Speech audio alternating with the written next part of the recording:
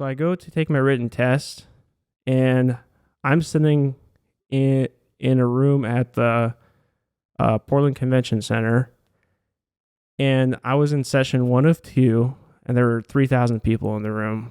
Wow. And so they might hire, 25 or 50 people that year, and so Out of so it's out of 6,000 basically people. yeah. So Wow, okay. so that's how competitive it was back then.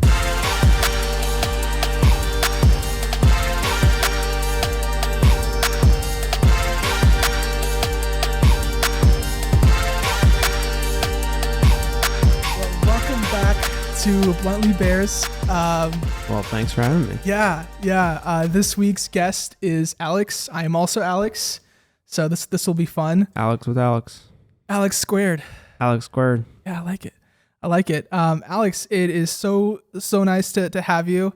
This happened so randomly, like that we just ran into each other, and within like 2 minutes, we scheduled a podcast appearance. Yeah. Well, we were both having a sugar craving, I think. Yeah.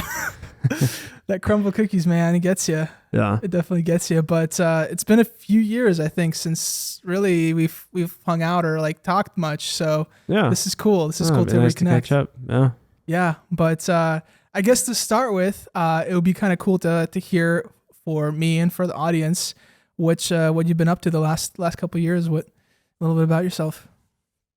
Yeah. So I guess I'll kind of recap the last 10 years of my life, maybe. But I think that would be most appropriate. So, well, the last 10 years I've spent pursuing a career in the fire service.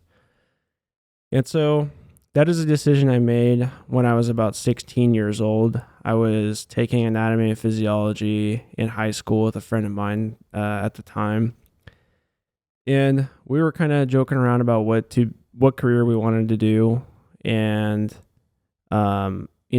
the reason I was taking anatomy and physiology is because I was kind of thinking I was going to go do something in healthcare. Mm-hmm. And my mom worked in the hospital in the kitchen. And so at 16, I was already working in the kitchen at St. Vincent's Medical Center. So I was kind of getting exposed to medicine a little bit, even though I was just working in the kitchen. And of course, my parents thought healthcare is a great place to be, and right. They encouraged me to pursue that. And at that point in high school, I was getting really good grades.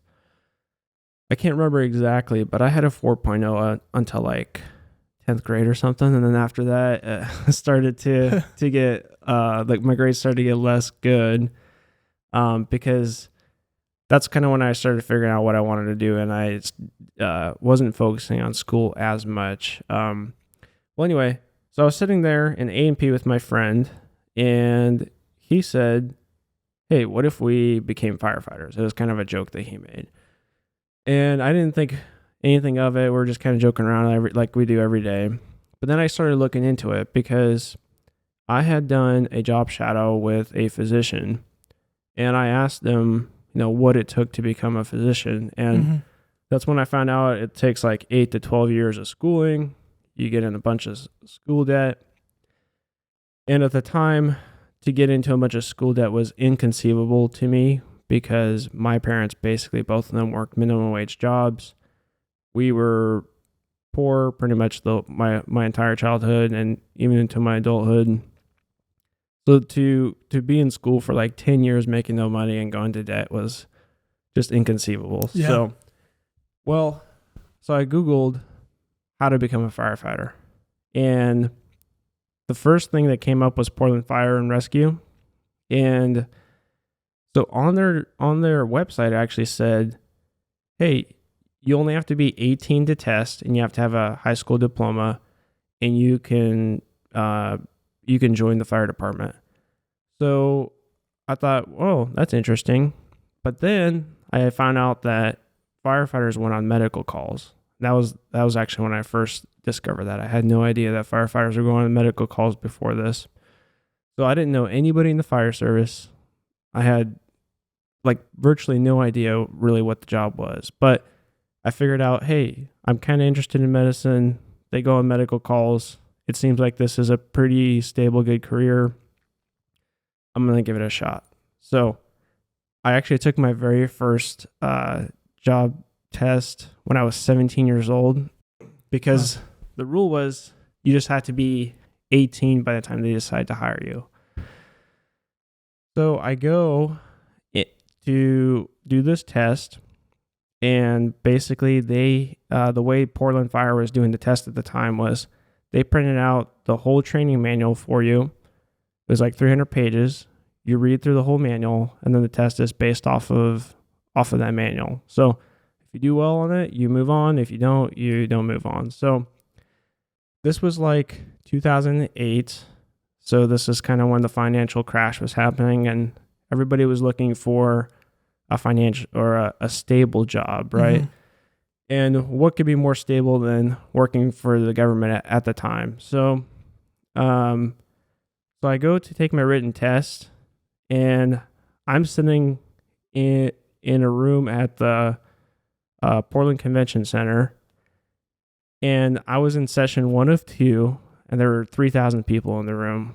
Wow. And so they might hire, 25 or 50 people that year. And so out of so it's out of 6,000 basically people. Yeah. So, wow, okay.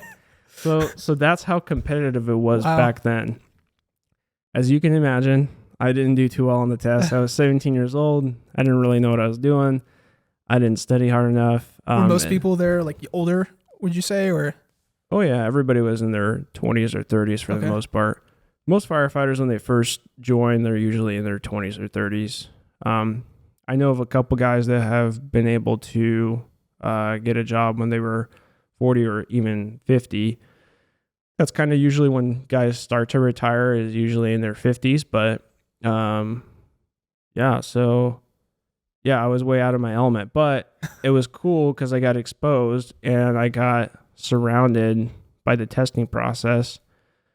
And that's kind of what kickstarted my journey into it. So through my high school, there was also a program to do job shadows. That's how I did the physician job shadow. Well, the next job shadow I decided to do was like, well, I should probably go spend a day with some firefighters and see if I actually really like it. Yeah. So I tell my school counselor I want to go do this job shadow. They hook me up, and I go do a job shadow at Station 3 in Milwaukee at Clackamas Fire. And funny enough, the guy who is doing my job shadow for me, his sister was working with me at Providence St. Vincent. So small world.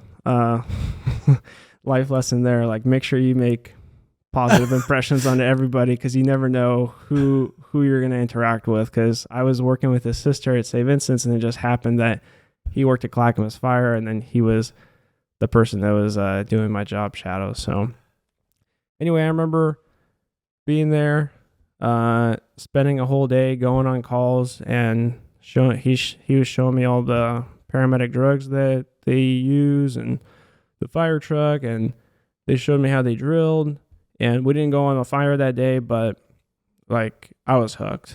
And from that kind of started my path. And from there on, I was just relentless in pursuing it. And that's what I did for, the last 10 years. And, officially got hired as a firefighter paramedic with Polk County Fire about 5.5 years ago. So that's what I've been doing ever since. Yeah. That's awesome. So, wow. Going from 16, I can't imagine. I mean, I've changed so many things, and I've changed my mind on so many things since I was 16. And that's really cool that you kind of stuck, like you found what you wanted to do and you stuck through it. And yeah, you made it happen. So I'm assuming then, like, if they're so selective, they're not just looking at the testing, it's also background and resume. So like, was what you were doing, like those shadow programs, things like that, were those things that help you ultimately get into the program? Yeah. One of the funny things about pursuing a career in the fire service is I found out that, man, they do very extensive background checks. And so when I first applied for Portland Fire, they wanted to know like every place I worked at, every school I went to, and they wanted like 3 references from every job. And so, I've never done the background investigation part of it. But what I've heard is when these background investigators call people, they will say like, hey, tell us another person that knows this person that can give us an opinion about him. Very extensive. So yeah. And then of course they run all your criminal background stuff. And, when I found that out, that actually helped encourage me to stay out of trouble. And if I'm being perfectly honest with you, I had a couple friends that were not the best influence at the time.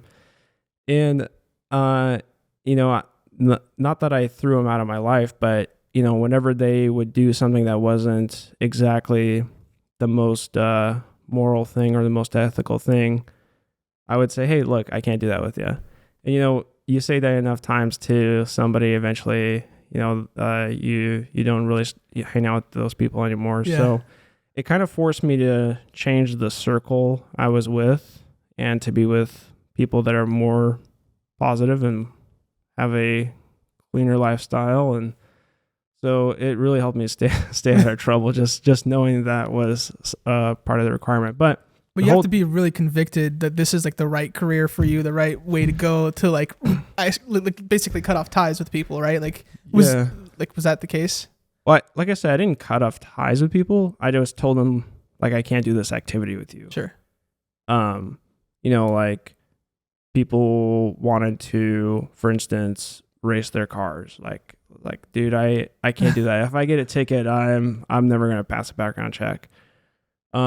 And it was very competitive at the time. In 2008, it was like, thousands of people applying for a handful of jobs. Mm-hmm. Today, if anybody wants to become a firefighter, it's easier than probably it's ever been. Like right now at our department, we're hiring, and we for one of the positions that we have, we want to hire 6 people, and we only got like 45 applicants. Mm-hmm. And we're thinking probably 20 of them are serious applicants. So wow, it's easier than it's ever been. And just because the economy is so different now, there's a lot more jobs than people to fill them. So yeah, it's different now. We're becoming a little more lenient when we're So you're saying there's hope. There's hope for us out there that we could still get in.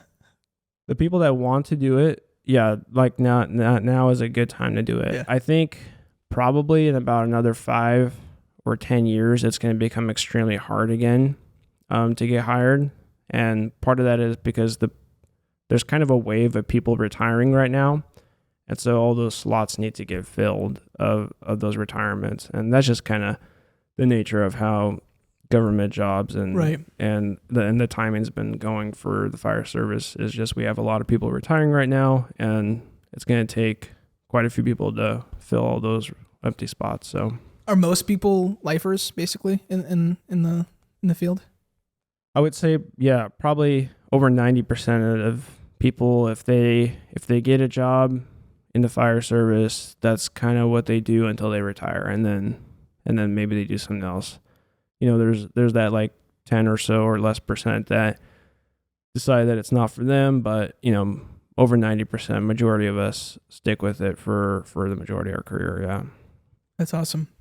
Mm-hmm. That's awesome. So what did you do in between that when you were 17 and you took the test the first time up until 5.5 years ago to kind of prepare you for the role? Yeah, I basically made it my life's obsession. And really just focused on it. And I, part of it was just kind of like my, I had some noble reasons to pursue the job. Mm-hmm. Because I really, at the time, what I thought was this was the best way I could serve humanity. This was my calling. And, now that I'm 30 years old, I've kind of matured and realized that I don't have to have a very specific job to serve humanity. I can serve my fellow man in any capacity that I'm in. I don't have to have a certain job title to serve. I could be working construction and serve somebody. Sure. Because every business is a people business. Ultimately, if somebody's paying you to do a service, they're paying you because they need it done, and so you're serving people no matter what job you're doing. So at the time, that's not how I thought. I thought that was like becoming a firefighter was the best way to serve people, and in many ways it can be. So, but then I also had this kind of arrogant side to me where at the time it was kind of popular for mainstream media to say like, you can do anything you want. And so I was kind of like thinking like, man, I really want to do this goal and it seems impossible right now. And if I was completely honest with you, I don't think I had anybody that believed in me that I could do it. You know, I think I had some people that maybe gave me some fake support. Yeah. But I really had to pursue it on my own and figure it out. My parents, you know, they supported me. They you know, still helped me with you know, paying bills while I was still going through college, but you know, even they were questioning whether I could actually accomplish this goal. So you were going to college at the time after that? Yeah. So you do have to get a couple certifications to become a firefighter. So like a lot of the departments in this area, they require you to be an EMT, which can take about 3 to 6 months to obtain that certification.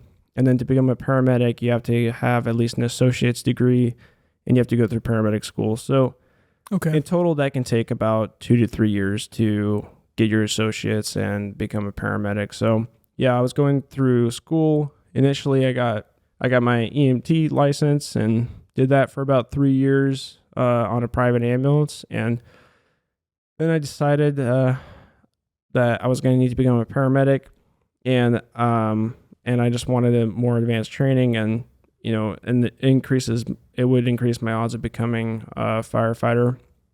So I did that, went through paramedic school, finished that, and a couple months later, I got hired as a firefighter paramedic. Yeah. So, you know, to recap kind of all the things I did was I joined the Clackamas Fire, what they call the Explorer program, which is like a version of a cadet program. I spent a year in that program, showing up every week for 2 drills. I also joined the Portland Fire Explorer program, and again, showed up every week to drills. And then in 2012, I became a volunteer firefighter with Clackamas Fire, and I spent about 1,000 hours a year volunteering my time, learning and going to as many drills as I can. Any class that was available that was free or that I could get the department to pay for, or even if it wasn't free, if it was a couple $100 and I knew I was going to build my resume, I shelled that money out and I went and took the class and tried to make my resume as good as I could make it. And then when I turned 21, most ambulance companies want you to be at least 21 because they have to insure you to drive, and you have to drive code 3, which is lights and sirens. Mm-hmm. So when I turned 21, that's when I started working as an EMT, and I would go on 911 calls and take medical calls from hospital to hospital. And I did that for about 3.5 years, getting that experience. So basically from like 16 till about, I think I was maybe 24 and I was 24, I think, when I got hired as a firefighter officially. Yeah, that's what I did. That's kind of what I obsessed about. If I had a job, the job was just to make enough money to just get by. And then everything else, I kind of focused on that. I was trying to do the math of 1,000 hours a year, what that actually equates to. And that's a lot of time to volunteer. I mean, it's like basically a part-time job, because if you have a full-time job, you're working about 2,000 hours a year. And if you have a part-time job, you're working about 1,000 hours a year. So, you know, I was spending like 1,000 hours a year being a volunteer. Then I was spending another 1,000 hours a year working. Then I was spending, you know, I don't know, 500 to another 1,000 hours going to school and studying and all that. So, you know, I had almost like an equivalent of maybe 2 full-time jobs continuously off and on depending on what I was doing. So I had to put in a lot of work. I basically had to learn through trial by fire, no pun intended. But like, you know, I didn't have anybody to guide me. I didn't know all the steps that I needed to do. I had a friend who I was volunteering with. He was able to get a job within about, I think, 2 years from becoming a volunteer to being paid. And, you know, his dad was a firefighter already. So in combination with his work ethic and his dad guiding him step by step, he was able to accomplish the goal much quicker. Mm-hmm. It took me a little longer because I didn't really have those relationships. I had to build those relationships over time. I had to prove myself. I had to figure out how to actually accomplish this goal, figure out the culture, how to fit in, how to actually excel and make good impressions and actually do the job well. And yeah, it took me a while to figure it out. It took me quite a few years, Sounds like it. But I just stuck with it and quit, and here I am. So where do the relationships come in? Is it because it's so selective that those relationships really matter in like getting you the opportunities to get into the field, or is it because that person's done it and they can say, hey, you should, you know, work at this job or volunteer here? How does it really help? So, you know, way back when, it used to be kind of like a good old boy system where if you knew somebody, they could kind of help you get into the department. And maybe there were some benefits to that back in the day, but there's also a lot of disadvantages to that. You know, it could be like discriminatory. Sure. It could also, somebody could get in just because they know somebody, not because they're necessarily a good candidate. So where the relationships actually help is it's not that they can get you a job. It's that they can guide you on what's the best way to go about it, right? So they can guide you on how do you prepare for the written test? How do you prepare for the physical agility test? What is the interview process like? And what kind of questions do they ask? And how do you answer these questions? I think a lot of people would find the interview process very surprising for the fire department, because most people are used to coming into a interview for a private job and you get to have a back and forth conversation, kind of like what we're having. You know, your interviewer might ask you a question, you answer it, you might be able to ask a question back. But in the fire service, part of the reason why the testing process is the way it is it's to eliminate bias, it's to eliminate unfairness, it's to be as fair as we possibly can. And so, you know, a typical fire interview is you come in and there's a panel of 4 people sometimes, and they will ask you 5 questions. They ask the questions exactly the same way of each candidate. And some fire departments are so strict where they are even instructed that they're not supposed to show any emotion back towards you, because again, that gives bias to a certain candidate if you show them emotion and you don't show another candidate emotion. So imagine you coming in to do an interview, there's 4 firefighters sitting there, and they ask you, you know, they might ask a question like, tell us about a time you made a mistake. And now you're supposed to try to sell yourself through this question, and everybody's sitting up there with blank stares, not reacting to what you're saying. Just a little intense. Yeah. Yeah. And like one of the best interview tips they have is you want to be enthusiastic in your answers. You don't want to sound just monotone and boring and no energy in your answer. Well, how do you give an enthusiastic answer when everyone is just sitting there and they're instructed to not react to your answers? So it's a very different interview process than just going for a private interview.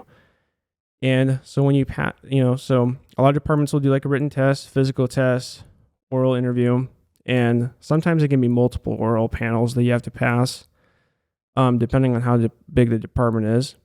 But if you pass all those things, then you get put on a list.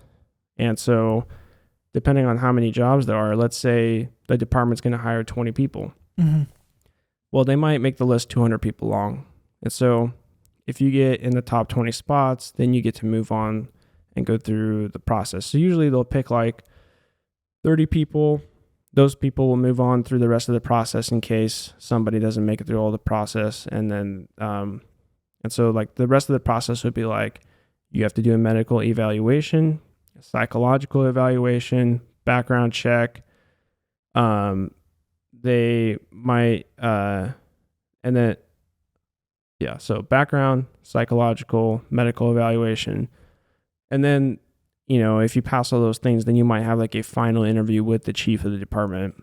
And the chief might say he likes you, or she might say she doesn't like you.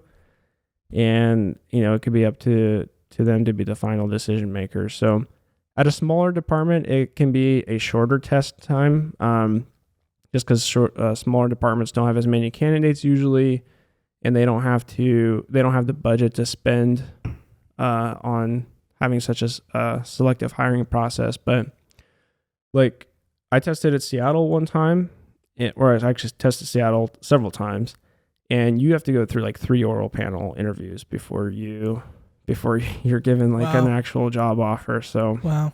And so that's after you take the written test, the whatever percentage of people that pass that. You can take it one time and pass it, and then interview at multiple stations. Is that how that works, or? It's changed a little bit recently. There is now a private company called National Testing Network, and there's also another one called I think it's called Public Safety Testing Group, which I don't think I've taken their test. But now what they do is you can do a written test at home. Because of COVID-19, it's really changed things where you can do a written test at home. You have to set up your computer in a certain room, and there's rules you have to follow. I think anybody who's taking a college course right now is familiar with the process because you have to set up your room in a certain way to prove that you're not cheating. And you can just take this written test at home. It'll test you on like reading, writing, math, and mechanical skills. And it'll also, there'll be a significant portion about testing your like personality traits and how you interact with people. And then you get a score based off of that. And you can actually send your score to multiple departments at the same time. You have to pay money for taking this test. And I can't remember what exactly it costs, but it's a couple $100 to like send your score to multiple departments. But if you think about it, it can actually be cheaper to do it that way instead of driving to every single department that you want to test for and give up your weekends or nights or whatever to go and spend money on travel and booking a hotel. And, it's like a fire department job is it's not like accounting where there might be hundreds of accounting jobs in your area. In your area, there's one fire department. And if that fire department doesn't hire you, then you have to go to the next area over. Yeah, and so it's not like you can just go to the state and say, hey, I'm looking for a fire department job, and they go out to all these different places. You have to go to each place specifically and look for a job in that specific department. Yeah, and like maybe Portland is hiring right now, and if I don't get a job with Portland, maybe no other departments in the area are hiring right now, but Seattle Fire is. So then I have to go test for Seattle, and that's back then I actually had to, drive all the way up there, maybe book a hotel. And so yeah, it was what people would actually do. And like I said, National Testing Network has kind of changed it, but it was kind of funny because it was kind of fun too, because you would have all your friends who you were testing with, and, we would all basically book the test together. And we would book a hotel, split the cost of that, make a trip out of going up and testing or wherever we wanted to go test. And so that culture kind of has gone away since National Testing Network has kind of taken on a lot of departments. So there's still the panel interviews, but yeah. So you would have to score well enough on the written test. And now what they also do is what's called a CPAT test, a candidate physical agility test, and you either pass or you don't. And I personally don't think it's that hard of a test, but some people don't pass it, and so you do that through the National Testing Network. they send your scores to the department. They might pick like the highest scores that they want and then invite you to an interview.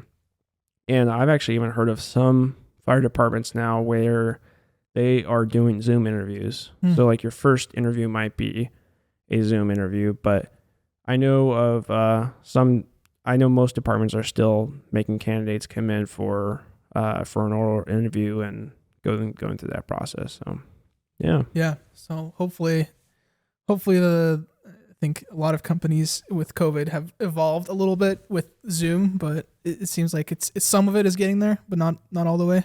Yeah, you got to remember everything in government moves slower than it does in the private world, and I think in many ways the testing process has become more fair and more equitable, but the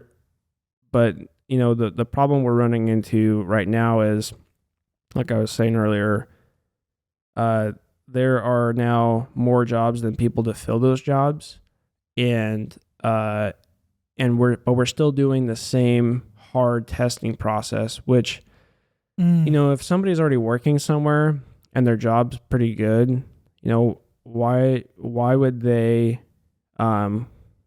give up their good job to go through this time-consuming, costly testing process to get a job that maybe even pays them less than what they're making at their current job? So I do think I do wish that we as a fire service wake up and make our testing process more accommodating so that we can recruit the good people and not unexpectedly filter those people out just because we have a complicated testing process. So it's there for a reason. We want to try to get good people in, but I think we're also shooting ourselves in the foot right now just because of how the economy is right now. So yeah, no, it's a lot of things are. You're right in that government takes a while to catch up. Education takes a while to catch up. So yeah, I have one of my captains that I work for. He very wisely told me, it's like, look, Alex, if you want to implement anything in government, it takes 3 years. You have to request it and get it approved and put into the budget. And once it's in the budget, you have a year to spend that money. And once you spent that money, then it's going to take you a year to implement that thing, whatever it is that you're trying to implement.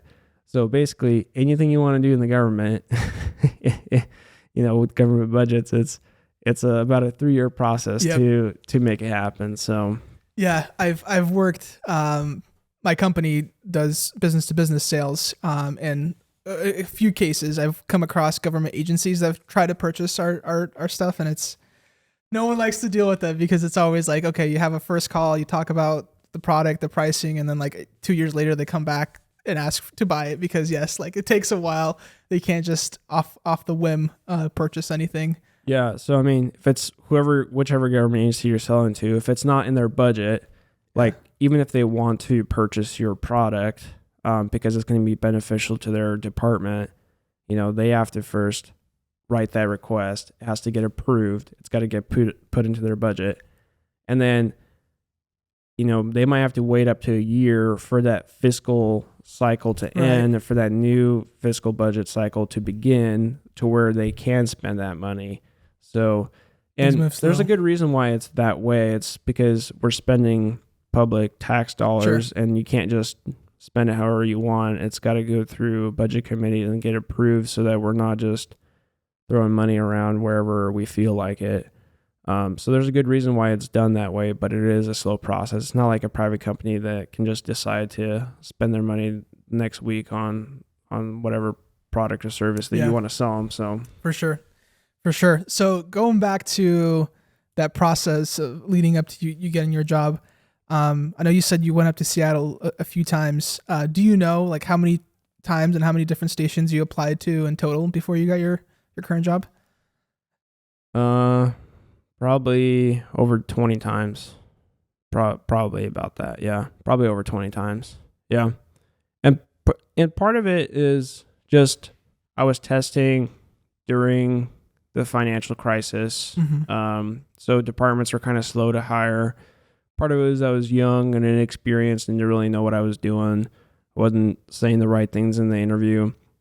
And, when you're saying the right things in the interview, it's not that I'm trying to manipulate my answers into convincing them to hire me. It's that I just didn't know the qualities of a firefighter. I didn't know the philosophies that I should have. And once I matured and developed those philosophies, developed those qualities, I think it became easier for me to get hired. And once I became qualified enough, it became easier to get hired. So, like I said, I had a friend whose dad was a firefighter. He mentored him, told him exactly the processes he needed to do.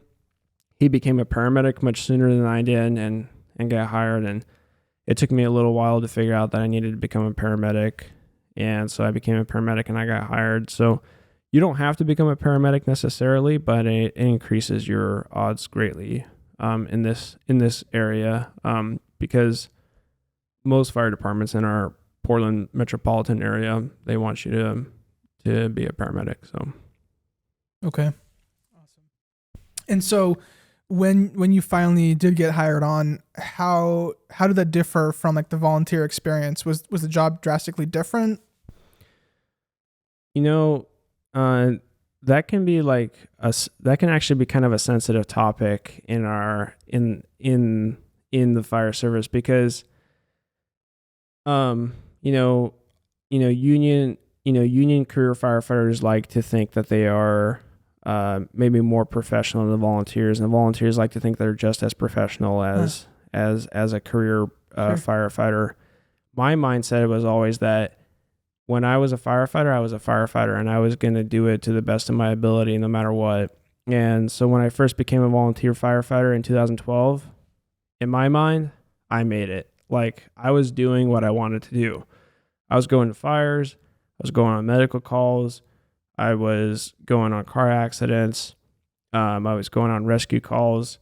And it was awesome. I was having the time of my life. And I love being a volunteer firefighter, and I would have kept doing it, except, the realities of life, you have to pay bills. Yeah. And so, eventually I had to figure out how to actually get a career job at it. And, but I don't, I wasn't a lesser firefighter just because I was a volunteer. It's just, that's where I started. And as I learned and progressed, I went and became a career firefighter. Most communities in America are actually protected by volunteer firefighters. Majority of them, over 70% of communities in America are solely protected by volunteers. Wow. So it's just in the cities, the calls are so many that it's hard to ask a volunteer to give up that much time to handle the calls. And that's why in cities you have to have paid firefighters because there's just too many calls. Even if somebody's willing to take all those calls, well, if you're working at 9 to 5 and there's a fire down the road at 2 p.m., but you have a business meeting with the client at 2 p.m., imagine you have to constantly blow off clients or you have to stop your projects at work. Like you're going to get nothing done at work, and it's unfair to expect volunteers to do that, right? Was a lot of it like that when it's a volunteer department where it's not necessarily a set schedule, but it's like an on-call kind of thing? So like the department I work at right now, we serve a community of about 25,000 people. So we have paid people, which I'm one of them, and we handle the majority of the calls. And majority of our calls are medical. So that usually only takes one ambulance, maybe an engine or a second ambulance to handle. And the next category of calls that we get frequently after that is car accidents. Most car accidents can be handled with one ambulance, one engine response, maybe one rescue response. And so, they're not very resource heavy. But if we get a fire call and it's a structure fire or a commercial fire, now we need 5, 6, 7, 8 engines and trucks and ladders and rescues. Well, each unit has to have 3 or 4 people on it. and we only have four paid people on each day. Mm. So when we get a fire, we take the engine and we take the ambulance with us, but then all the rest of the units we have to rely on the volunteers to come out and bring all those apparatus. Now, most of the volunteers that we do have, they either have very understanding employers, or they only come out during the evenings and weekends, or probably about a third of our volunteers are self-employed, or they just work from home, so they can just turn off their laptop and go, and their bosses are very understanding of that. So, but we don't have any volunteers that work strictly 9 to 5 and are able to respond at 11, right? They can't help us on a fire that happens at 11 a.m. Yeah. No, that's interesting. And I never realized 70%, that's a big number of communities to be run by volunteers. That's crazy. So here in Vancouver, you have Vancouver Fire. Vancouver is pretty much all paid. I think they might still have one station that's kind of volunteer, but a big department like Vancouver, whenever they have a volunteer program, it's kind of just a program, not necessarily to enhance community coverage. It's kind of more like an opportunity to provide people to get their foot in the door. Mm-hmm. Portland doesn't have any volunteers. Clackamas, which is the agency I started with, they do have volunteers, but that program is where you kind of like sign up for shifts, and you show up and you sign up for shifts, and you spend nights at a volunteer station out in a rural community. You don't go on very many calls, but occasionally you do. But it's not like the district is relying on you to provide coverage. There's about 70 career people on every day at Clackamas, and those are the guys that usually handle most of the calls, and gals.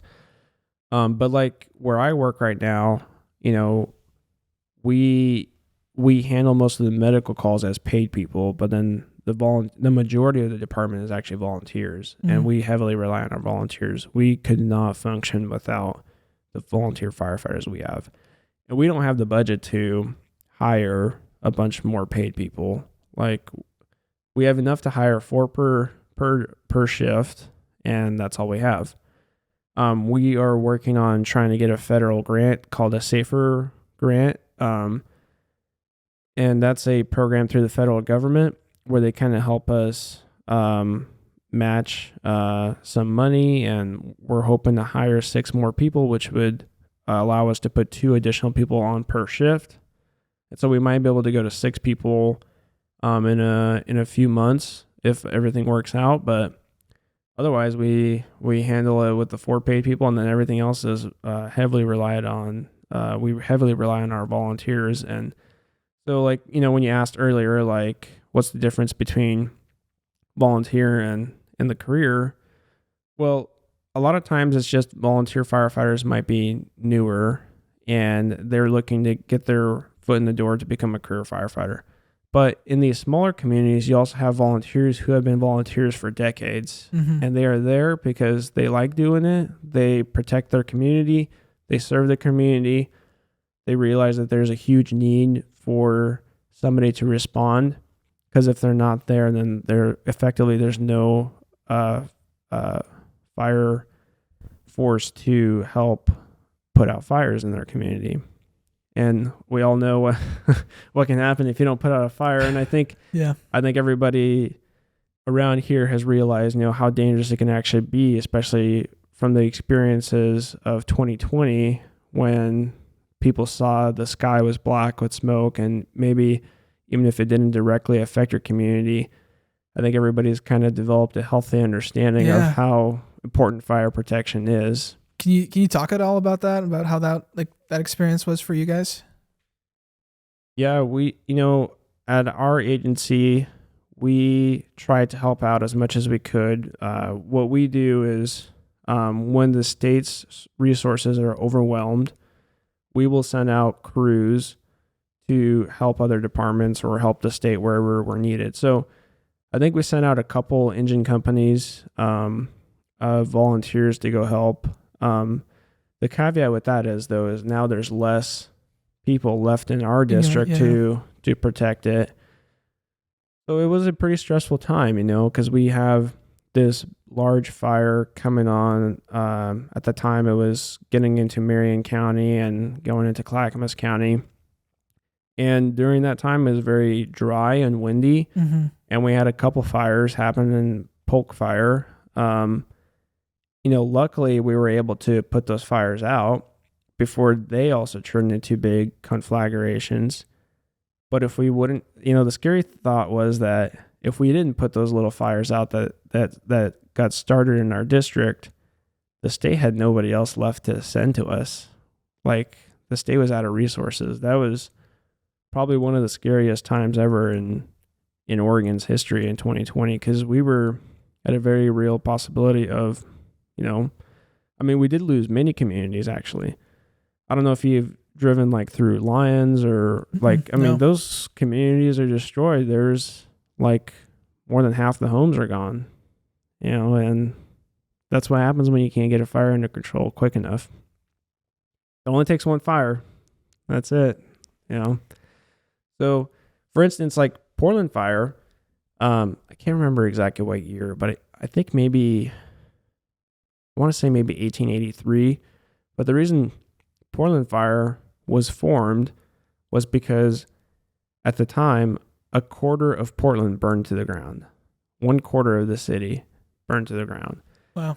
And that was when they said, hey, we should have a fire department. and that's when the Portland Fire and Rescue was formed. And so, now Portland Fire has over 30 fire stations, and that's why they protect Portland. It only takes one fire to potentially wipe out a majority of the city. So every fire that is put out is potentially saving an entire city. That's one way to think about it. Yeah. That's crazy. It seems like it's a lot of the decisions that cities and states and governments make are very reactive, right? Like, because of that, they put in a new department because they saw what happened, right? Like, is that kind of a challenge? Like, if you guys trying to get approval for more resources after seeing, kind of what could happen with a big fire like what happened in 2020, is that the case? Is a lot of like measures pretty reactive? Well, in government, it's difficult to justify the money you want to spend a lot of the time, because especially for something like police agency or a fire agency, where we are there for when something bad happens. And I think it's natural as humans to look at something like the fire department and be like, man, that fire truck, 90% of the time it doesn't go to a fire. So maybe I can get away with reducing the fire coverage. And you know what? You could do that. And honestly, you could probably get lucky for a long time. Mm-hmm. But you cut the coverage enough, and then you don't get lucky, and something happens that is beyond the resources to handle, and then you get something that like what happened in 2020. So the state ran out of resources, and we got lucky that the weather changed and that big fire was able to die down. Otherwise, we didn't have the resources to handle it. So we just got lucky that the weather pattern changed. So I'm not saying here that, the fire department, you should give them as much money as you can and, let's increase all the fire taxes. But like, there's a purpose for us existing, and you can't just continue to try to cut our funding and move the money into another city department. And if you keep cutting the budget for like police or fire or EMS, eventually it will, it'll bite you. People will die, or people will lose homes, and communities can get destroyed just because you wanted to save a couple $1,000 or whatever amount the money was. So, I'm sure there's somebody could probably do the math of where it's the perfect amount of money to spend. But it's not always about just the math portion of it. It's also about like, if someone's community gets destroyed, sometimes that's you can't just rebuild a community with all the same neighbors that you had, with all the same friends that you had. All those people have to go somewhere else to live because there's no houses left to live in that community. So, I wasn't gonna come on here and talk about fire department budgets and all that and get political about it. But this is interesting stuff. So it's I just encourage people that when you're voting and you're voting and seeing where your tax dollars go, just be thoughtful about where you're sending your money and where you are cutting money. Because if you cut the tax dollars that go to public safety too much, it could bite you. Yeah.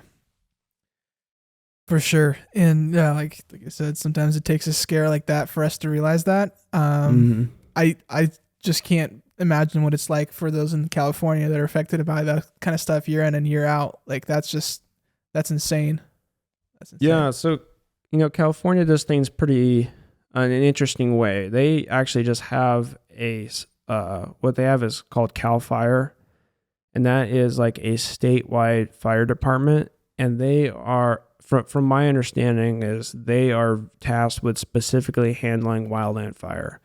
So you have all these city departments that are focused on protecting cities, but Cal Fire is really focused on protecting the majority of the state from wildfires, and that is what they do. And they don't, from what I understand, they don't really go on medical calls, and they don't really respond to like specific house fires. They are specifically designed to handle wildfires because they get them so often. In Oregon, we do have like the Department of Forestry to help handle wildfires, but our system is a little more broken. It's more fragmented. There's multiple agencies involved, and I'm not even gonna get into it because I don't really do that. I just work at a single fire department, and I just handle the calls in our little district, and that stuff is kind of beyond me to be honest. A little bit.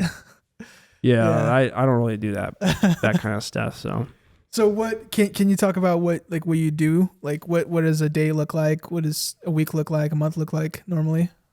Yeah, a typical day is I come in and I'll try to work out in the mornings because our job is very physical, and if I don't stay in shape, then I'm not gonna be able to do this job.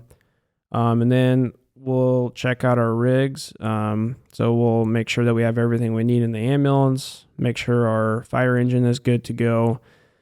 And that involves like inventorying the tools, making sure the saws work, making sure the pump is working, making sure there's water in the tank.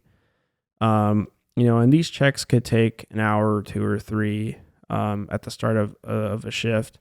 And in the ambulance, we have, about 50, since we're paramedics, we have about 50 drugs on there. And I think we have literally like 200 things on the ambulance. So that we inventory and keep track of. And so these are all things that, we have to know how to use on calls. So aside from going on calls, then, we might have some training. And then, typically after that, it's about lunchtime. And after lunch, then I kind of try to do my projects and computer work that I have. And then it's dinner time. And then, usually in the evenings, we, for the most part, try to relax or catch up on charts. And then during the night, we try to get some sleep. At the particular fire department that I work at, most nights we average about 4 hours of sleep. And then we spend probably most nights about half the time we're up running calls. So how long is this? All is those it things, Oh, our shift is currently at our fire department. It's about 48 hours. Okay. Yeah, and we run about 10 calls a day. Okay. Each call takes about most calls take about an hour or two to handle. So those tasks that I've listed out, it might not seem much, but I'm trying to get all those things done in between the calls, and each Right. call is about an hour or two. Because we also work on the ambulances. So, and we don't have any hospitals in our district. All the hospitals are at least half an hour away. So when we get a medical call, like say someone's having chest pain, maybe they're having a heart attack, or it's just chest pain and it's not a heart attack. Well, I have to take that person to the hospital. Right. So, I might start an IV, get a 12 lead EKG, start give them some aspirin and nitro to help reduce their blood pressure and take away their chest pain. And then I monitor them all the way to the hospital, go to the hospital, drop them off, and on the way back, try to complete my chart. And, that whole process could take an hour or two. And then we get back, the next call could be an accident. And so let's say there's, two cars crash into each other. Well, now we have potentially at least two patients. Sometimes it can be 3 or 4 or 5 patients. And if it's relatively minor car accident, we might take a couple patients in each ambulance. If it's a really bad accident, then we might, have to call additional ambulances into the area. But if we do a lot of procedures where, like, say someone is in a very bad state where they're unconscious, maybe they had a severe head injury, we might have to intubate them. We might have to take control of their airway. We might have to use up a lot of equipment in the ambulance. So when we get to the hospital, our ambulance, is like destroyed. Yeah. And we have to restock it, clean it, wipe all the blood away, decontaminate it. That could take an hour to do, even with people helping. So, you get back in service, that one call could have took 1, 2, potentially 3 hours sometimes to really handle. So 10 calls can really take up our day. Now, I'm not going to lie. There's days where, we only get maybe 3 or 4 or 5 calls and it's a slower day, but then we have days where we get 15 calls and they make up for the slower days. So, and then you might get back and you've been running 10 calls and you're tired, and then you can get a house fire, and now you're in structure gear trying to put out a fire. Or if it's the summer, especially in the afternoon, it's a hot day, you could get a wildland fire. And now you have to put on your wildland gear. And, wildland fires are the ones that typically take the longest to put out. Right. If we can catch them really early, it's just a small grass fire, we can get that put out pretty quick. But if we show up and it's already a field fire that's a couple of acres, we're going to be out there 3, 4, 5 hours, putting it out, mopping it up, making sure it's not going to spread anywhere. Maybe there has to be an investigation that's done to see if anybody started on purpose. Just depends on what gets destroyed. So is that up to you guys to run an investigation like that, or? So I believe that the state requires that each fire gets investigated. If it's just a really small fire where it was obviously an accident, then the engine company officer can just usually write up the report and it doesn't have to go anywhere meaningful. But if there's a lot of property that gets destroyed, or somebody gets seriously injured or dies, or a firefighter gets injured, or it's malicious, or it seems like it was set on purpose, then we have to get investigators involved, and sometimes we have to even call in the state fire marshal to come in and investigate it and figure out what happened. So, because, if it was intentionally set, that person, hopefully we can find out who that person is and hold them accountable. Or if it's a kid, maybe we can educate that kid and figure out how to make sure that kid doesn't start any more fires. So, wow. So that's a lot to do. And you said 48 hours. So you're basically working 2 full days a week. Is that usually how it goes? Yeah, 2 days on, 4 days off. And I like to tell people that it's really like 3 or 4 days on and maybe 3 or 4 and then maybe 2 or 3 days off, because the hardest part about my job right now, I think, is just the sleep deprivation.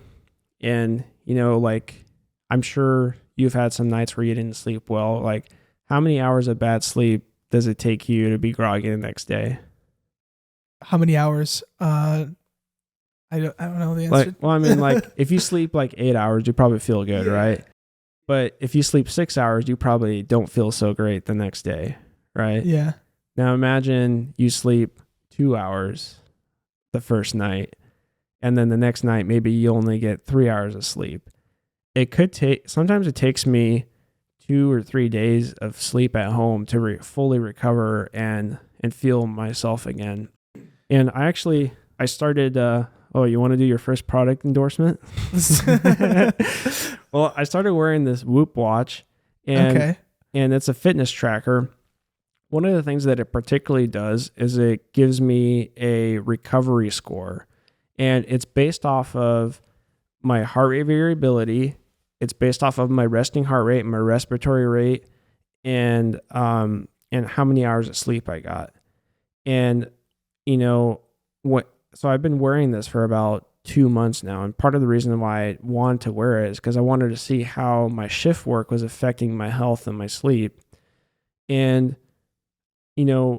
virtually every time I'm at work, so when I'm not at work, my recovery scores can be, aside from all other factors, my recovery scores can be in like 70, 80, 90% range. By the end of my shift, my recovery scores are way below 50%. The last week, actually, I got off a 72-hour shift and my recovery score was 1%. That's as low as it goes. My heart rate variability got cut in half, which is very bad. That's like aging 3 decades. And wow. So like that's equivalent to 8. Like, I mean, don't quote me on exactly on that, but like my heart rate variability went down to like what a 60-year-old man's heart rate variability might be and it took me like 3 nights of good sleep to get that kind of recovered to back to a normal level. But I only got my heart rate variability back up to about 80%. So I think the biggest toll that this job takes on us is just the lack of consistent sleep. Mm-hmm. And it seems like, when I was younger, losing sleep, it didn't seem like that big of a deal, but I was younger. I could deal with it. And it's not that I'm particularly old now. I'm 30, but man, like I really feel it when I when I don't get to sleep. You also have such a physical job that and you have to stay so alert that I can't imagine like running off 2 hours of sleep and trying to put out a house fire. Like that's insane. Yeah. Adrenaline, right? Is that what kind of keeps you going?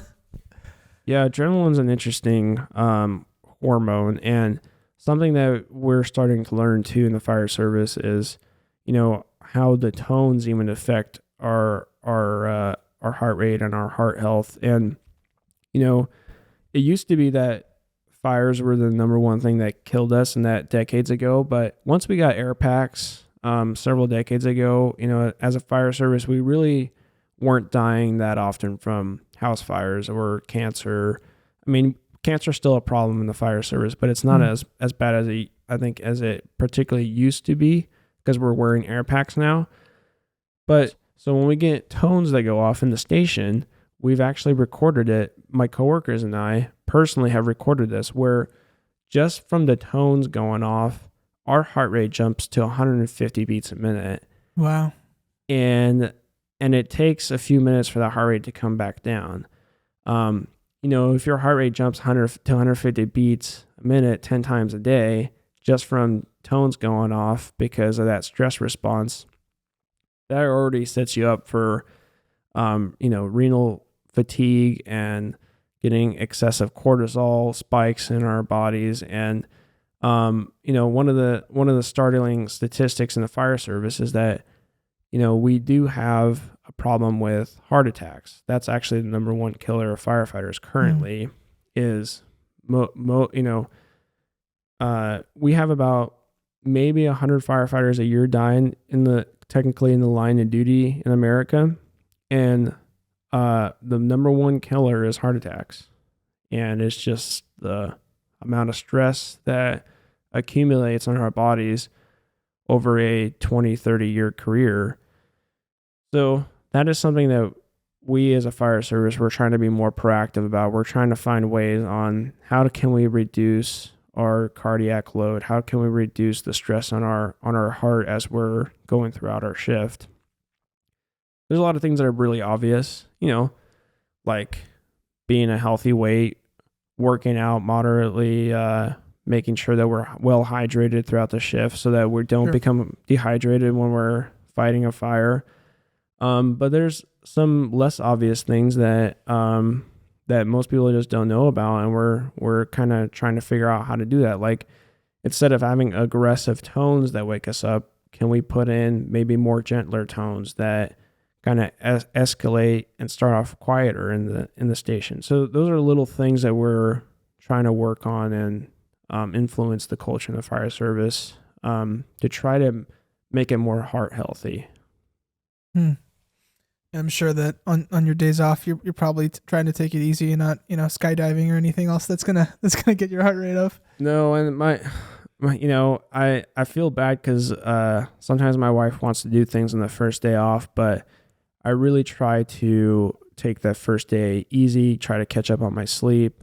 And one of the things that I've actually started doing is like my recovery day is, if I got some okay sleep at work, what I might do is when I get home, I'll go on a mile walk, and then I might go to the gym, and I might do a light workout and go to the sauna and swim some laps and get back in the sauna, maybe the steam room, and just kind of have a relaxing day and try to get my body even more tired so that night I can sleep really well. But if I have a very busy shift, like there's been shifts where I didn't sleep either night. And so, I'm running 2 days on almost virtually no sleep. Those days when I come home, I just have to hit the bed. There's no doing walks in nature. It's just go straight to bed. Last thing you're thinking about. Well, no. Yeah, and and sometimes on those days, like I have to sleep for 12 hours to even like be ready to wake up again, and then I wake up and it's midnight and it's like, oh, I'm up now. Now my sleep is screwed up for the next couple of days. As soon as you get it back on track, you're back to work. Yeah, and so on those tours where like you don't sleep at all, it could take you 3 or 4 days to get back on track, and then you're back on shift, and you're hoping that the next shift it's not as busy, but if it is, so yeah, like that's something that I've been really working on, is trying to, as best as I can, try to sleep on shift at night when I can, and not stare at my phone when I'm laying in bed, making sure I don't drink too much caffeine, try to cut out, try to stop drinking caffeine in the afternoon, only drinks like a cup or two in the morning. All these things are important because it's scary when you read some of these sleep statistics. Like one bad night of sleep can reduce your immune system's ability by 50% the next day. So you're like you're at least twice as likely to get sick that first night that you don't get any sleep. So, and I've been doing this for 10 years. I have 10 years of of continuous bad sleep. So it's interesting. I think Tony Robbins or someone just put out a book about and literally just wrote about sleep and how important sleep is for your health. And it's just funny how for so long we had this hustle grind culture mentality of like, oh, all you need is 4 hours. Just like, go after the build your future. You can sleep later. And now people are like, oh, hold up. Like sleep is actually It's huge. Yeah, it's yeah, like Warren Buffett has a pretty good story or analogy that he likes to tell, and there's a pretty famous video of him talking to a group of high schoolers, and he says, imagine you were given one car, and you could pick any car you want on the face of the earth, and that is the car that you get, and you can do whatever you want with the car, but the only caveat is that it is the only car you get to drive for the rest of your life. How are you going to treat that car? Are you going to be racing it? Are you going to be, jumping it off dirt ramps? Or are you going to be washing it every week? Do you think you're going to wait 6 months to change the oil, or are you going to change the oil like every month? Because this is the only car you have in this. And once this car is done, that's it. You don't have any more cars. Are you gonna treat it gently? Are you gonna drive it 1,000 miles a day, or are you gonna only drive it when you really need to, right? And that's what our body is. Right. You get one body, and that's it. So if as much as I appreciate hard work and having maybe hustling for at times, but I realized like, hey, this is the only body I have. I really need to focus on making sure my health is as good as it can be. And that's not the mindset I've always had, because when I was younger, I could get away without sleep. But now that I'm even just 30, a couple hours lost of sleep from work, it really affects me. Yeah. And so that is something I really try to be cognizant of and really keep an eye on and prioritize. And if I have a bad night of sleep, I'm staying home. I'm not gonna go hang out with my friends in a bar till midnight, because that's gonna now I'm just pushing off my recovery another day. And then my blood pressure is going up and I'm gaining weight, and my heart variability is going down, and my resting heart rate is going up, and all these stressors are making things worse. So very cognizant of everything you put in and everything you do. It sounds like, yeah, like you kind of been forced to be that way. Yeah, I mean, I've been kind of on a proactive health journey the last couple years. I've actually lost like 40 pounds Awesome. in the last 17 months or so. Wow. And a lot of that has just been from making small, sustainable lifestyle changes. In my mind, at least, some people think some of the things I've implemented are not sustainable. Like but what? like one of the things I've started doing is intermittent fasting. Okay. And I don't fast the same way every day. I've kind of learned to listen to my body, and to understand how and when I can fast. But like most days, I try to stop eating at 5 p.m. and not eat anything before going to bed.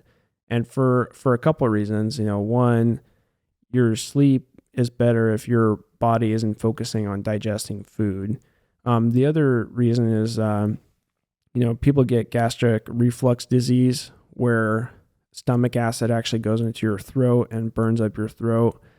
And that's a lot of times that's from people overeating or having food in their stomach while they're still laying down in bed, because as you lay flat, that food can travel and that stomach acid can travel up. So for those reasons, I try to stop eating earlier in the day. And then maybe once or twice a month, I started doing like 36-hour fasts.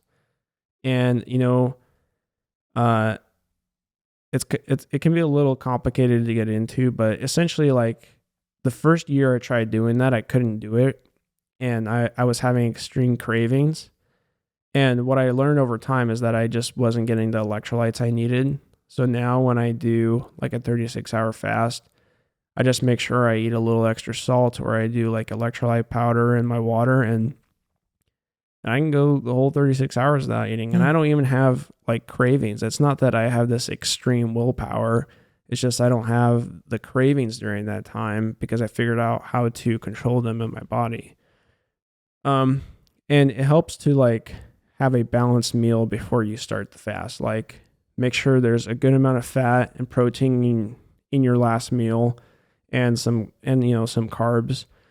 At first I was kind of trying to do this keto thing where I was eliminating carbs completely. Been there.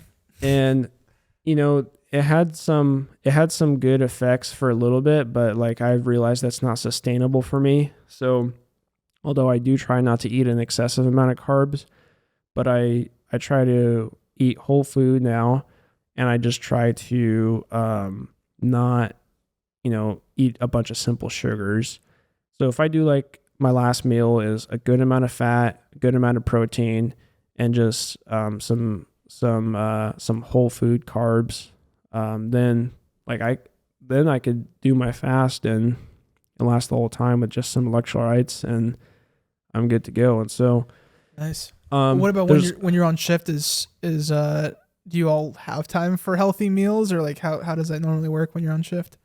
It's it just depends on all firefighters are different. There's no there's really no like as a culture we're trying to influence firefighters to be healthier, but there's just like any profession, there's people that take their health seriously and there's people that don't. Some people eat whatever they want to eat, and they eat fast food every night. Me, I'm in particularly, I try to now eat whole foods, like actually cooking a steak and eating vegetables like broccoli and carrots, and like a typical breakfast for me at work is going to be like steak and eggs and maybe some broccoli, and then my dinner might be like steak and a stir fry of vegetables, and that's cooked in like olive oil or butter, and that might be what I eat.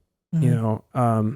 Maybe I'll have like some dark chocolate to satisfy a sweet craving.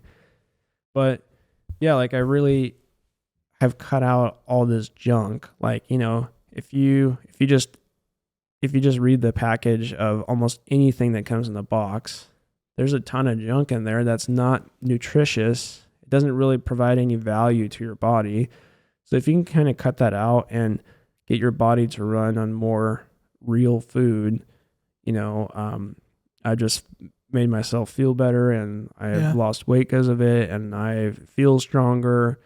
And so I've been trying to counterbalance the lack of sleep I've been getting just by doing all these other things in my life to make my body healthier. So that's awesome. So I've just been curious, why the 48-hour shifts? Like, why is that the most efficient way to do things? Not every fire department does 48-hour shifts. A lot of the busier departments do 24 48s. Why we do 48s is because we used to be a lot slower.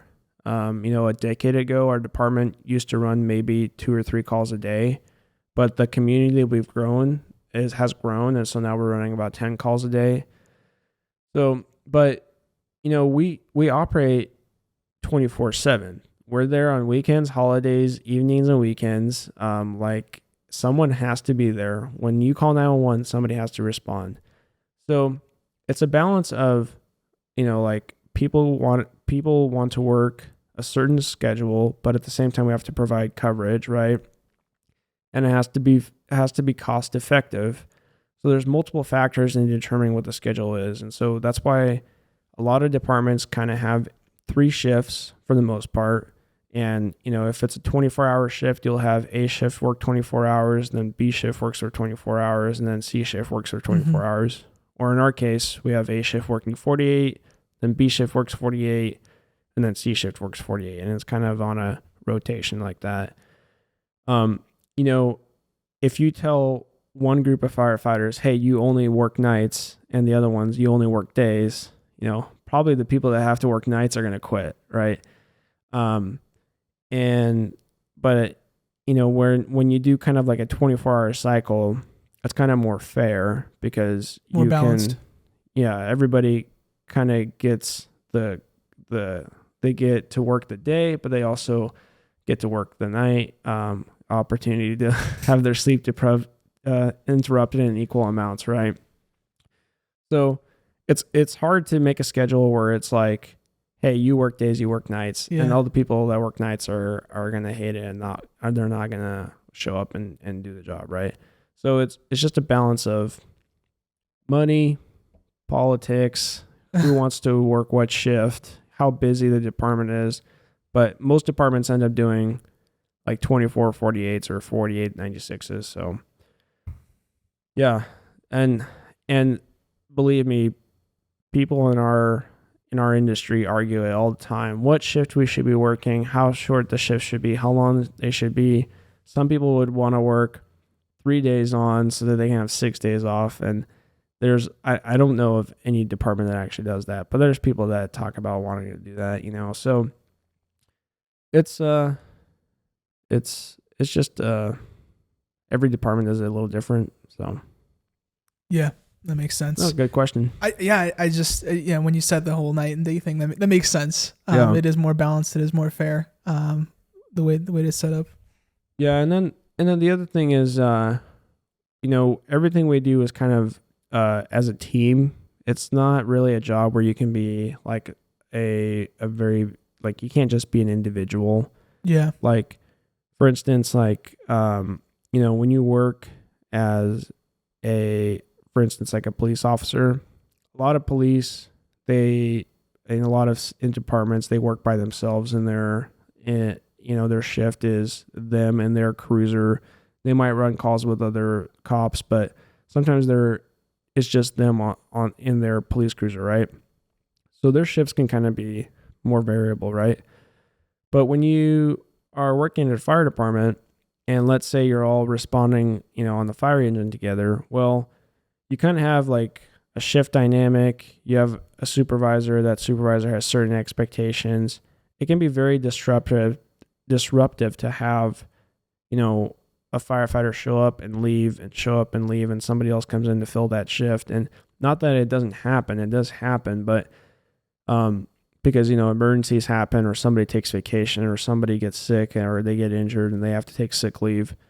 But if every single day we showed up and somebody showed up at 3 p.m. and left at 3 a.m. and then somebody else had to come in, like, it would just be very hard to get the shifts filled. So yeah, because you're working with the same group of people day or week in out. For the most part, not about majority of the time you're working with the same people every day, depending on what's going on. But yeah, you have your shift, and those are the people you work with, and so you kind of get used to how everybody does things, right? So that when I go on even just something simple like a chest pain call, I don't have to tell my partner, get me a 12 lead. He knows that I want a 12 lead because we've done it so often. Or when we go on a car accident, I know my captain wants me to go out there, count up the patients, and tell him how many patients we have so that he can order the appropriate amount of ambulances. He doesn't have to ask me that, right? But then when I work overtime on another shift, and I mean, now I'm pretty familiar with everybody that works there, but each captain has their own way of wanting to do things. And so it can be a little disruptive, or it can be a bit of a learning curve to have working with completely different people every day. So it's kind of nice to have the same people because the expectations are kind of set. Everybody kind of knows how to operate. And we have standard operating guidelines and fire rescue protocols everybody follows, but everybody has their nuances that they like to do. So yeah, no, it makes sense, right? It's not an individual job like you said, where I can just fill in a slot and work. You have to kind of know the team and work as a team. So that makes perfect sense. No, it's cool, man. This is all really interesting stuff. I'm glad I'm learning all this stuff today. But just I guess out of curiosity, what's next for Alex? Like, what I know when we first met up, you mentioned there's potential for a podcast at some point, but What else is going on with you? What's the future looking like? Yeah, that's one of my ulterior motives for being here. I wanted to see how you did this. You know, one of the things that I'm really working on right now is on my leadership skills, and something that I do at our current fire department is I also teach a lot of the recruit academies. And so I'm kind of in this role where I'm an instructor and teacher, and you know, I aspire to potentially become a captain one day.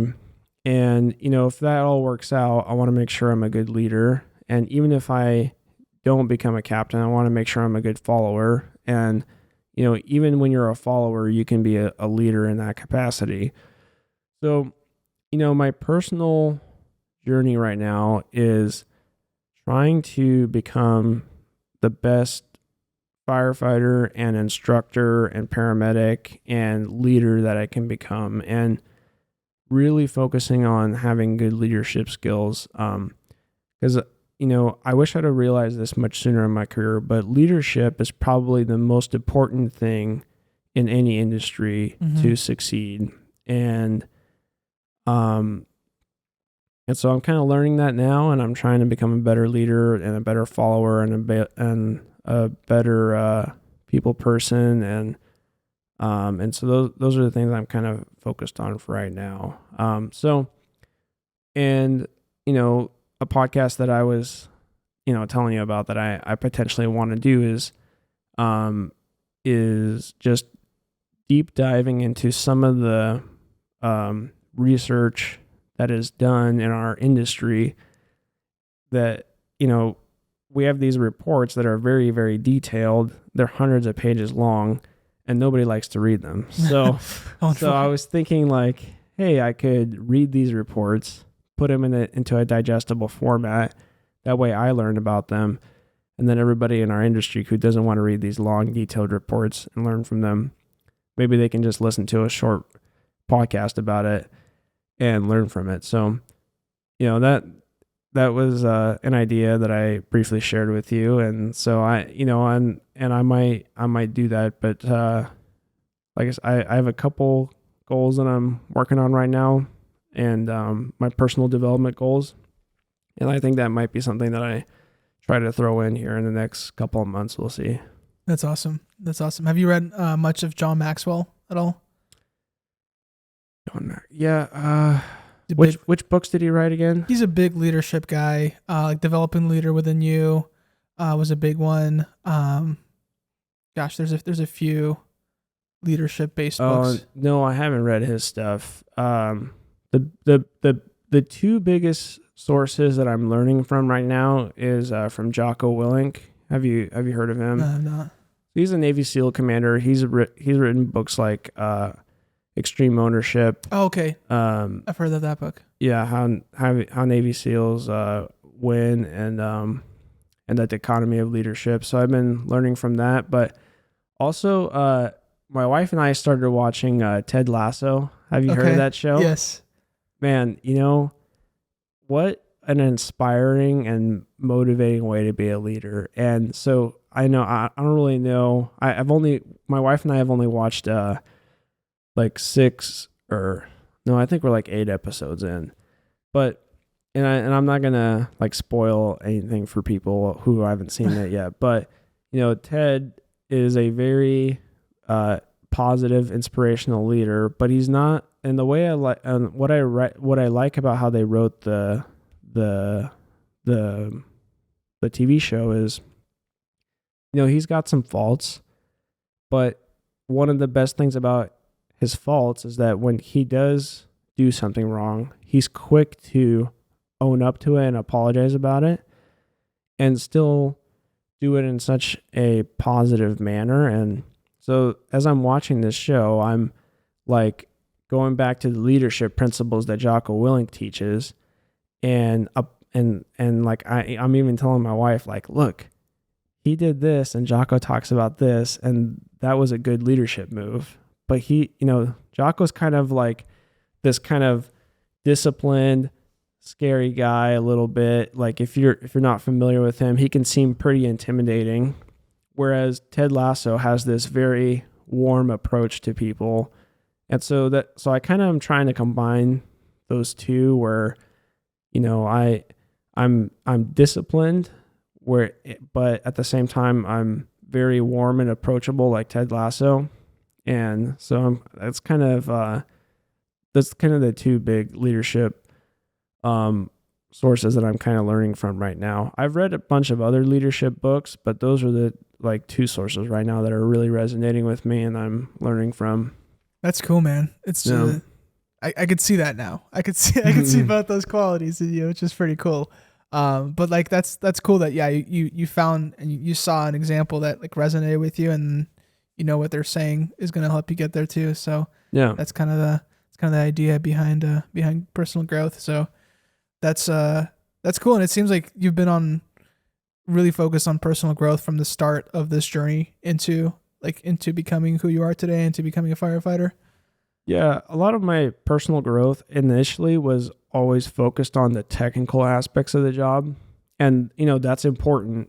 But I think I neglected to really develop myself as a leader, and I think I developed some decent people skills early on. I read this book called How to Win Friends and Influence People. Good book. And all the techniques that I learned in that, I use in my everyday patient interactions. And to this day, as far as I know, I've never had a patient complain about me. And I've treated thousands of patients at this point. And what I'm not going to get into all the bad things in being a paramedic, but a lot of times we get aggressive patients and we get patients who are on drugs or they are having mental health crises. And I wish I could tell you that every paramedic handles those patients gracefully, but it's not true. But not that I'm trying to toot my own horn, but I feel I give a lot of credit to reading that book, How to Win Friends and Influence People, and applying all of those techniques to interacting with patients. And I believe I've had great success with my patients because I show up smiling, not in an obnoxious way, introduce myself, ask for their name.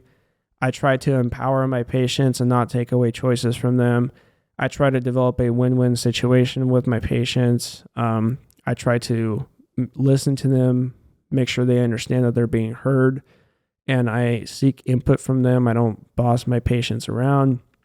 I really try to help my patients feel like they're important and they're part of the process, and not that we're just these, all-knowing paramedics showing up telling them what to do. And these are all techniques that I kind of learned from winning friends and influencing people, kind of like what sounds like you read the book, right? Mm-hmm. Yeah. So I think I've been pretty good with interacting with my patients. I don't think I think I neglected to develop myself as a leader though, and to be a positive person for all my coworkers. And so that's something that I'm really working on right now to make sure that I have a mission, a purpose, and be able to be a positive influence in my organization, and not just not only treat our civilians well, but to be able to really learn how to treat all my fellow coworkers well as well.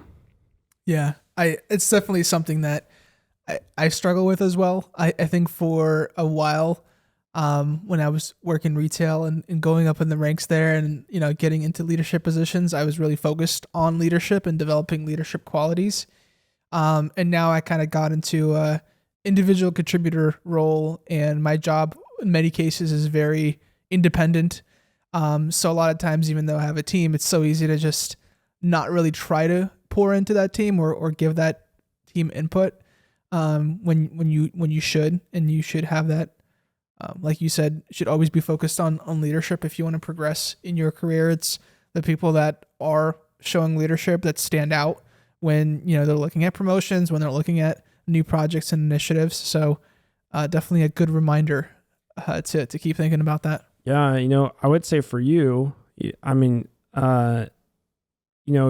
you working from home, you actually have to try even twice as hard as someone who's in the office to be a good leader, because, when you're in the office, you kind of get these passive opportunities Right. to be a leader versus, when you're working from home, if you're going to build a relationship with your team, you're going to have to really be proactive about that. It's not, you're not going to be able to just passively do it. It's going to be twice as hard for you to do that.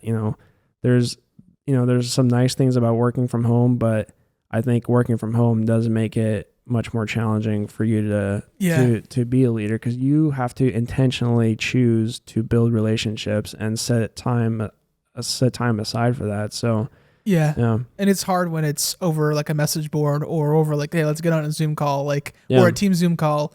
It was part of the reason I was telling you I have a coworker that works out of my house now. Yeah. Part of the reason was like, we're like, dude, this sucks. Like not being to see people, not being able to have input and like bounce ideas off of each other. Yeah. It does suck at some points. So it's nice that I have him here so we can at least have some sort of input. But no, I totally hear you. Yeah, I'm sure it's been a lot easier for you to build that relationship with that person just because, you're much just physically closer, and you, instead of like having to do a Zoom call, you can just, walk up to his desk and actually interact with that person. Yeah. Cause it's, like you said, in the office, you can be going to the break room and walking by a coworker and stop to talk for a few minutes. And, even, hey, maybe you're wearing a interesting t-shirt and they notice that. And that's something that starts a conversation. When you're behind a computer screen, it's not as easy. So that's definitely something that has changed now, but, no, that's all cool stuff, man. So I had a question that is slipping my mind now. That was going to be a good one to bring it home, but, I'll think of it here in a second. Well, I listened to your first two podcasts, and kind of what I'm kind of picking up on the vibe is that, you're kind of trying to give people a perspective of how they got to where they are in life. And, I think what people should take away is, it doesn't really matter what job you have. It doesn't matter what your title is. Whatever you're doing in life, you're serving somebody. Whether you are, just buying and selling stuff on eBay, or you're doing construction, or you're a doctor, or you're serving fries at a fast food place, like everything you do impacts other people. And maybe it's not always face to face. Maybe 90% of the time you never interact with another person, but you only interact with another person 10% of the time. But you don't have to have a certain title. You don't have to be in a certain position to be a leader, to be a servant of humanity, to make a good living. You don't have to, you can provide good customer service. You can and you can take care of people and make a good living at the same time. So, if you haven't, to the listeners, if you haven't taken time to develop leadership qualities, I don't think it's this soft skill that can't be learned. I do think it's a skill that can be learned. I do think it's something that you can develop. It's something that you can definitely invest in, and you can have positive relationships in the workforce, and you can have positive relationships with your customers, and you can succeed. Yeah. No matter what industry you're in. Yeah. And you can develop any of that if you focus on it. Because that's one thing that I took away from your story is if you have that end goal in mind, you literally can tell yourself that anything is possible. I mean, to an extent. Yeah. But if you're willing to put in the work and the dedication to block out priorities, everyone has the same 24 hours in their day. People that get farther, people like Elon Musk, are there because they're just extremely focused on whatever they're trying to accomplish. And that seems like the lesson here. Did you look into that book, Outliers? Not yet. No, I've not. Oh man, you should definitely look into it. Well, actually, I don't think they talk about Elon Musk in there, but I read Elon Musk's biography, and like Elon Musk, he didn't happen by accident. Like his dad was his family was an entrepreneurial family, so he grew up in an entrepreneurial family, and he was surrounded by books, and he was surrounded by entrepreneurism. So it's no accident that he started building things early and just always had this mindset to be an entrepreneur. Like myself, my parents both worked minimum wage jobs. There is not an entrepreneurial bone in our family. Okay. So not that I'm like I'm happy where I'm at right now, but if I'm perfectly honest about my past, the cards were stacked against me for becoming an entrepreneur. My parents basically kind of hammered into me that I was going to be an employee. And that's what happened. That's the environment I grew up in. And it's not that I can't become an entrepreneur now, but that was the influence I had growing up. And, as I read books and I expose myself to other people, now I have this mindset opening up that I can be an entrepreneur one day if I decide to do something like that. So, I guess what I was going with is just like, hey, look, your past, it's not that it has to determine your future, but a lot of the influences of your past is it makes you who you are, right? It does. But you can influence your future, right? Like if you want to be an entrepreneur, but nobody in your family is, well, the next 10 years you can spend being an entrepreneur. Are you going to be successful? No, but you're going to fail multiple times, but eventually you'll be successful if you stick it out. Because let's say you give up your 20s to be an entrepreneur to learn how to do that. Well, in your 30s, you'll probably figure it out and you'll be able to do it. And guess what? When you're in your 30s and 40s, those 20s will be in your past. And that past that you spent developing those skills will now make you a successful entrepreneur. Yeah. Whatever you set your mind to, you just are going to have to spend time failing at it for a while. And failing is not this negative term necessarily. It's a learning process. You're just figuring out the ways it doesn't work, right? When I was going through my interviews to become a firefighter, I went to all these testing processes. You know what I found out? I found out all the ways that it doesn't work to get hired, right? And eventually, through trial and error, through some mentorship, through some guidance, I figured out what I needed to do to make it happen. So yeah, fail forward. Yeah, right? Fail forward. There you go. I like that. No, it kind of made, that whole point brings me back to your example of the friend that had a dad that was a firefighter. Sure, like you guys both ultimately got to the same point. That person had a shortcut because they had someone that did it. It's the same thing with entrepreneurial parents. They're an influence on you to help you get there because they've done it.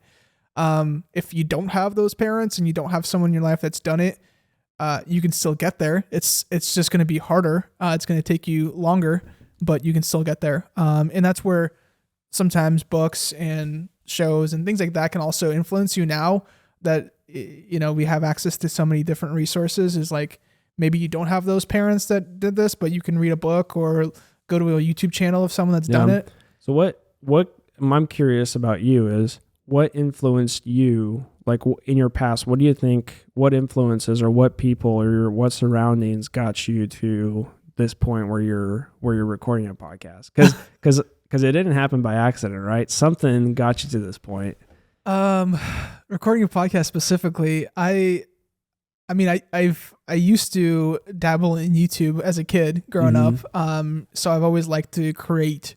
I also used to record music. So I always liked creating something. And I think it's been lacking. There were several years where I was just working or going to school and I just didn't feel like I had a creative output. And I think for the last couple of years, I've had this idea of starting this. And a big part of it actually has to do with my buddy that was on my first podcast, Michael. Yeah. Because him and I had hours of conversations before he started his YouTube channel, when I was also thinking about starting a podcast. And I kept trying to convince him to start the YouTube channel. And finally he did it. And kind of seeing him take off. I helped him with a couple of videos, and I think it kind of sparked me to finally create something. I think obviously I've been a fan of podcasts for a long time too, and just the outlet it gives people to really get to know someone. And just so far recording podcasts, this is I think number 8 for me. I've gotten to know people better than I ever have before, and it's just really fast. Like, people interest me, and being around people from various backgrounds and very different backgrounds is super interesting. And I think there's so much out there that is unknown because you just don't have a way of knowing. Like we've talked about already, if you don't have people in your life that are firefighters, then how are you going to get there? But if you can learn and you can hear from people, it definitely gives you a step up. Yeah. I think what's most interesting about what you said is that this is not the first thing that you tried. You tried a couple other creative outlets, and maybe it just wasn't the best fit for you, or you just didn't have the mindset for it at the time. But you put in the cumulative hours in creative outlets, and it arrived at this point. It wasn't just like this is the first thing you did, and then you had this whole setup happen overnight, right? So, I think that's very interesting about your story. Yeah, no, I appreciate that. Definitely been fun, and hopefully this is just the start. But yeah. Well, dude, I appreciate your time and everything. I think, like I said, my biggest takeaway from your story is just that extreme focus, and extreme ownership of your life and your future and your destiny, and just kind of putting in everything aside. I think, again, even with something like this, I've learned to prioritize my time, and really focus on what's going to get me to the next level. And sometimes it's hard. It's definitely encouraging. It's definitely encouraging hearing that in your story. Can I ask you a profound question? Go for it. Have you written your own eulogy? I have not, no. So in the book, 7 Habits of Highly Effective People, basically, one of the principles is do everything with the end in mind. And so what's the ultimate end is your own eulogy, right? Your own funeral. So think about, what do you want said at your own funeral? And what, what kind of impact do you want to leave on your family and friends? And just reverse engineer that, like, let's say, for instance, you want to, you want to be a good family man, right? Well, all you have to do is ask yourself, what does it take to be a good family man? Does it mean you have to spend every waking moment with your family? No, but you have to spend some time, right? So maybe being a business person that only thinks about business is not the way to do that go about it, right? But if you open a business where you can spend 40 hours a week on it, and then the other time you spend being a good family man, when you arrive at that last day, you've accomplished your goal.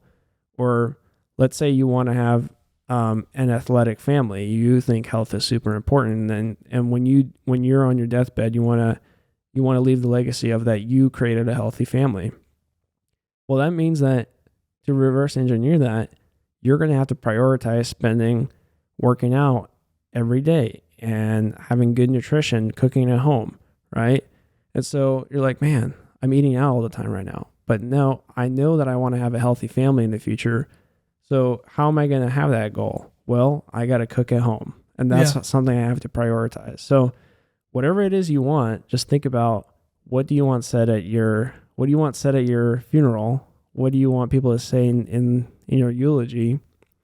And just reverse engineer that. and that's how you get to where you're going to do. That's a good way to see it. I talked about this in another podcast. Actually, I think the next one that's going to be posted next week, about really understanding what you want your life to be and not what you want your career to be, and like kind of reverse engineering it from that end. Yeah. Because, growing up and going to school, it's all about what are you going to do? What are you going to do? It's not about what your life is going to be. And you know, if you want your life to be a family life, but you're going to be a lawyer that's working 100 hours a week, they don't correlate. So you have to figure something else out. I really like this eulogy thing though. This is different. Yeah. This is bigger. That's actually also some good interview advice too, is like, you know, when, you know, like a question that is often said in an interview is, tell us about yourself. Well, a good way to answer that is, you know, write your own eulogy. And not that you have to lie in it, but like, you know, what would you want to be said about yourself? So write that in your eulogy and then aspire to be that person. And then in your interview, when they ask you, tell us about yourself, you can actually say the type of person you want to present to the interviewer, you know? Awesome. Yeah. That's awesome. Anyway, well, just a little last thing there. I think that's where we end. There we go. I don't think there's more to be said there. Yeah, thanks for having me, man. Yeah, That's cool. Yeah, this is awesome, man. Like I said, it's great. I learn a lot. I hope the audience learns a lot. And yeah, hopefully there's a next time here in a couple months when you figure out some of your own things. Yeah, hopefully. All right, man.